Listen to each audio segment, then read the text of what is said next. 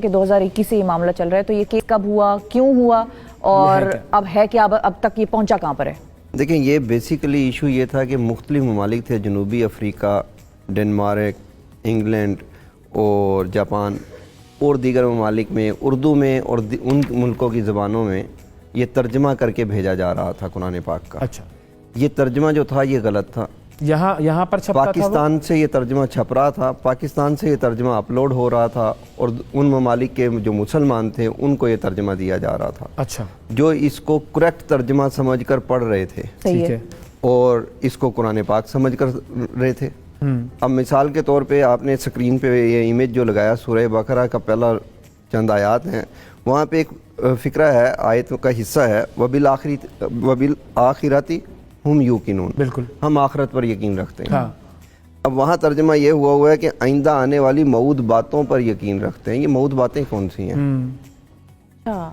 اب جب اس کی تحقیق کی گئی تو پتہ چلا یہ چناب نگر میں چھپ رہے ہیں۔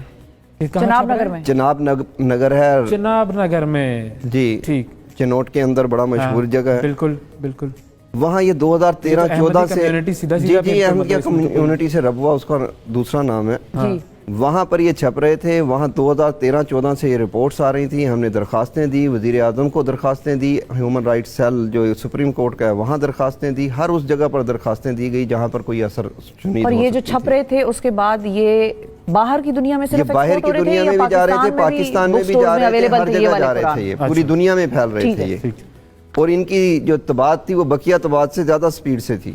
اچھا، آخر میں سپریم کورٹ اور دیگر وزیر اعظم ہاؤس سے یہ آرڈر گئے، اس پہ ایک کمیٹی بنی، اوقاف کے منسٹر نے اس کو ہولڈ کیا، اس میں یہ چیزیں سامنے لائے، ہم نے وہ سارے نسخے ان کو دیے، لسٹیں دیں کہ یہ ویب سائٹس ہیں، یہ قرآن پاک کے نسخے ہیں، یہ کتب خانے ہیں جہاں سے یہ نکل رہی ہیں۔ ٹھیک ہے، وہاں پر انہوں نے ہماری بات کو تسلیم کیا اور انہوں نے اس پہ ایک کمیٹی بنا دی کہ یہ جا کے ان طباعت خانوں پہ جا کے خود وزٹ چیک کریں گے، ٹھیک ہے۔ انہوں نے یہ چناب نگر کی انتظامیہ سے اجازت لی تو انہوں نے اجازت نہیں دی، یعنی قرآن بورڈ کو ایک علاقے کی انتظامیہ نے اجازت نہیں دی کہ آپ آ کر وزٹ کر سکتے ہیں، اور یہ حکومت کا ادارہ ہے، یہ حکومت کا ادارہ ہے، قرآن بورڈ صوبائی ادارہ ہے، ٹھیک ہے، صحیح ہے۔ اس کے بعد پھر ہمیں یہ ہوا کہ جب انکار ہو گیا تو ہم نے 2018 تک اس کو درخواستوں میں چلتے رہے، آخر میں ہم نے پٹیشنیں ڈالنی شروع کر دی عدالت میں۔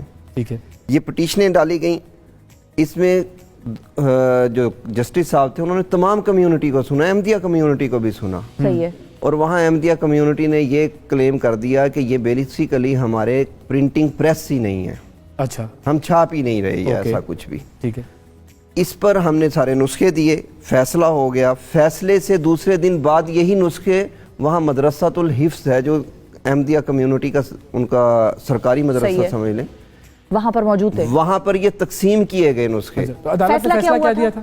عدالت نے تو فیصلہ دیا یہ جہاں جہاں ہیں ختم کر دیں ان کو، مطلب روکیں، پرنٹنگ کو روکیں، نسخوں کو روکیں، ویب سائٹوں کو روکیں، ٹھیک ہے، چلیں اگر کوئی یہ نہیں مان رہا کہ یہ اس سے میرا تعلق ہے لیکن روکیں تو صحیح۔ صحیح ہے، ٹھیک ہے، صحیح۔ جب یہ معاملات ہوئے تو وہاں پہ نسخے تقسیم ہوئے، ہم نے پھر وہاں کی انتظامیہ کو بتایا گیا کہ یہ نسخے کل تقسیم ہوں گے یہاں پہ، انتظامیہ نے کہا کہ جی یہ نہیں ہوں گے، لیکن اس کے باوجود یہ نسخے تقسیم ہوئے، ہم نے درخواستیں دی کہ جی اب ایف آئی آر کاٹیں، اب تو جرم ہو گیا، اس کے باوجود کوئی ایف آئی آر درج نہیں ہوتی۔ اچھا، پھر ایک جے آئی ٹی بنتی ہے، اچھا، اس جے آئی ٹی میں ڈی پی او چنوٹ صاحب اس کو ہیڈ کرتے ہیں، اور ہر ادارے کا جو ممبر ہے اس کا حصہ پارٹ ہوتا ہے، اس کے باوجود وہ رپورٹ یہ آتی ہے کہ ہم جھوٹے ہیں وہ سچے ہیں، آپ لوگ درخواست گزار، جی ہم درخواست گزار یہ جھوٹے ہیں۔ رپورٹ کس نے دی؟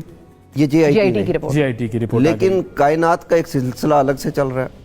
اگلے روز ایف آئی اے ایک آدمی کو گرفتار کر لیتی ہے اسی کمیونٹی کے اسی ایلیگیشن میں، اوکے، اس کا جب موبائل سے فرانزک ہوتی ہے ایف آئی اے کی، اب ایف آئی اے میرا ادارہ نہیں ہے، حکومت کا ہے، ایف آئی اے کی جب فرانزک ہوئی تو پوری لسٹ نکل آئی کہ کون کون چھاپ رہا ہے، کہاں کہاں چھپ رہا ہے، اس کو تیار کون کر رہا ہے، اس کی کاسٹ کون پے کر رہا ہے، یہ جا کہاں پہ رہے ہیں، کن کن ویب سائٹوں سے یہ اپلوڈ ہو رہے ہیں۔ اچھا، اب ہم پھر ایف آئی آر اس میں آگئے درخواست میں، اب جیسے یہ انویسٹیگیشن کمپلیٹ ہونے لگی تو میں اوپنلی ایک نام لیتا ہوں، شاہد جاوید ڈی آئی جی صاحب تھے اس ٹائم پہ، انہوں نے اپنا اثر و رسوخ کروا کے اس انویسٹیگیشن کو سپریس کر دیا، رکوا دیا۔ اچھا، پھر اس کے بعد یہ लेकर जाते रहे हम, और हमें वहाँ चिनोट से भी शिकायतें आई कि यहाँ पे टीमें चल रही हैं कि वो कहते हैं पुराना तर्जुमा दे दें, पुराना कुरान पाक दे दें, नया ले लें। अच्छा, लोगों के घरों में लोगों के जा घरों में जाके फ्री वो दे रहे थे। सही है। जब जाके चेक किया तो वो फ्री ये वाला था, गलत तर्जमे वाला, गलत आयात वाला। हमने दोबारा पिटीशन दायर की, लाहौर हाई कोर्ट ने उस पिटीशन पे ऑर्डर किया कि ये तमाम के तमाम हो रहे हैं काम, इनको तंबी की कुरान बोर्ड को भी हर उसको तंबी की गई और इस सारे मटेरियल को रोकने के ऑर्डर किए गए। इम्प्लीमेंटेशन आज तक नहीं हुई। 2 मरतबा वज़ीर आला पंजाब को बुला लिया गया, जो के हैं उस वक्त के बुज़दार साहब थे। सही है। उसके बाद अब दोबारा कंप्लाइंस के लिए प्रिंसिपल सेक्रेटरी हैं वज़ीर आज़म के तलब, प्रिंसिपल सेक्रेटरी हैं वज़ीर आला के तलब कि ये क्या चीज़ है। अब आपका देखें, कंप्लाइंस रिपोर्ट देनी थी इन्होंने, सारे नुस्खे जो हैं वो कब्जे में लेने हैं, सब कुछ वो कुरान प्रिंटिंग प्रेस को रोकना है, प्रिंटिंग प्रेस को तो अब रोकना ये है। करेगा कौन? इस ऑर्डर की इम्प्लीमेंटेशन कौन कराएगा? क्योंकि अदालत का हुक्म है तो वो तो कंटेम्प्ट ऑफ कोर्ट में हो जाएगा मामला। अगर ये कंटेम्प्ट ऑफ कोर्ट लगी हुई हैं अब। जी। अब देखें, अमल हुकूमत ने करना है। हाँ, मेरा मुल्क के अंदर अमन भी हुकूमत ने कायम करना है। सही है। हर वो काम मैं करूँ इलीगल या कोई और करे, उसको गवर्नमेंट ने रोकना है। अब गवर्नमेंट क्या करती है, ये दीन का काम है।